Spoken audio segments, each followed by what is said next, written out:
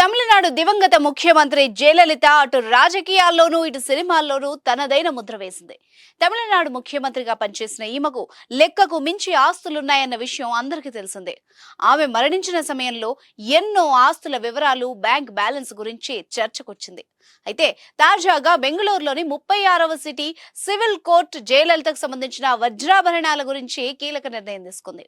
అన్ని రకాల చర్మ సమస్యలకు శాశ్వత పరిష్కారం ఈ శ్రీత 9281458181. జయలలితకు చెందిన 27 కిలోల బంగారం వజ్రాభరణాలను ఈ ఏడాది మార్చి 6-7 తేదీల్లో రాష్ట్ర హోంశాఖ కార్యదర్శికి అప్పగిస్తామని బెంగళూరులోని 36వ సిటీ సివిల్ కోర్టు సోమవారం ప్రకటించింది.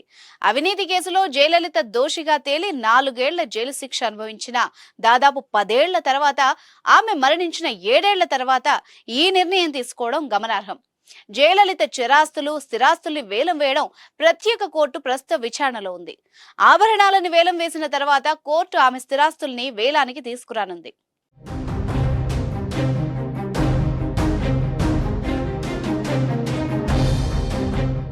ఇరవై కిలోల నగల్ని అమ్మడం లేదా వేలం వేయడం ద్వారా జరిమానా వసూలు చేస్తారు.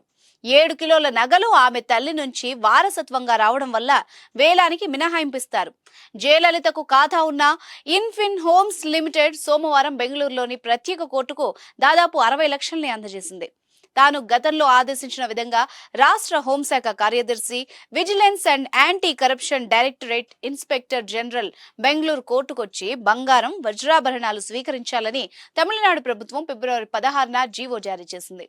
ఈ కోర్టు నుంచి నగలు సేకరించడానికి అధికారులు ఒక ఫోటోగ్రాఫర్, వీడియోగ్రాఫర్, అవసరమైన భద్రతతో 6 పెద్ద ట్రక్కుల్ని తీసుకురావాలని న్యాయమూర్తి చెప్పారు.